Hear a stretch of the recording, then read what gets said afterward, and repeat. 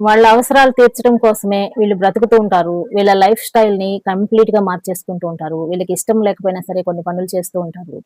వీళ్ళ స్టైల్‌ని గూడా మార్చుకుంటారు. వాళ్ళకిష్టమైన బట్టలేసుకుంటూ ఉంటారు. వాళ్ళకిష్టమొచ్చినట్లుగానే వీళ్ళు తయారవుతూ ఉంటారనమాట. ఎందుకంటే అవతల వ్యక్తుల మీద బాగా ఇష్టాన్ని పెంచుకున్నారు. పిచ్చిని పెంచుకున్నారని చెప్పాలి. ఇష్టాన్ని అని కూడా కాకుండా.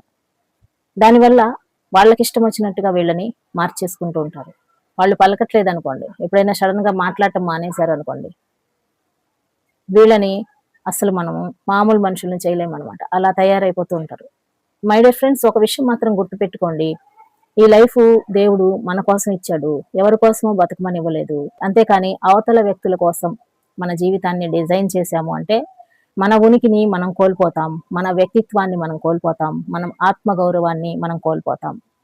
ఈ ఎడిక్ట్ అయిన వ్యక్తులు ఏం చేస్తారంటే, ఆత్మాభిమానాన్ని కోల్పోయినప్పటికీ కూడా పర్వాలేదు. వాళ్ళే నాకు ముఖ్యం అని అనుకుంటూ ఉంటారండి.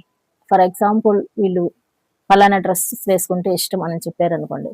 ఆ డ్రెస్‌నే కంటిన్యూ చేస్తారు. వీళ్ళకి ఎంత ఇష్టం ఉన్నప్పటికిని వీళ్ళ ఇష్టాన్ని తీసి పక్కన పెట్టేస్తూ ఉంటారనమాట.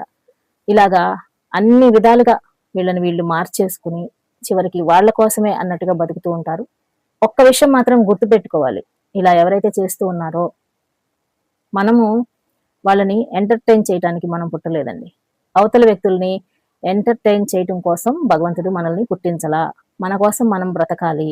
మనల్ని మనం మార్చేసుకుంటూ, మన ఉనికిని కోల్పోతూ, మనం ఎంత దిగజారిపోయినప్పటికిని, వాళ్ళ మనసులో మన మీద ప్రేమ లేనప్పుడు మనల్ని అర్థం చేసుకోరు. ఎప్పుడంటే అప్పుడు వదిలించుకోవటానికి చూస్తూ ఉంటారు. ఈ విషయం అర్థం కాకుండా వాళ్ళకి నచ్చినట్టుగా బతకాలి అన్న ఉద్దేశ్యంతో వీళ్ళ ఇష్టాయిష్టాలన్నిటిని కూడా చంపేసుకొని, ఇక చెప్పాలంటే వాళ్ళ కాలు కింద చెప్పులాగా మారిపోతూ ఉంటారండి.